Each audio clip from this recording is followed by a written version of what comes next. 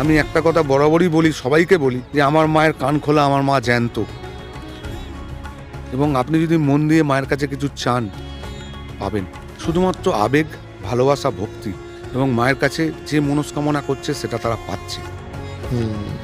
আমাদের একটাই বিশ্বাস, ধর্ম হোক যার যার, বড় মা সবার। জয় বড় মা।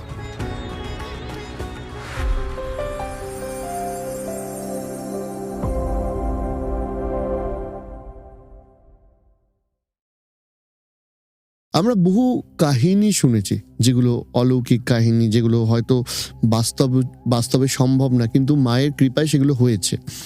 আপনি আমাদের একটা দুটো একটু যদি শোনাতে পারেন।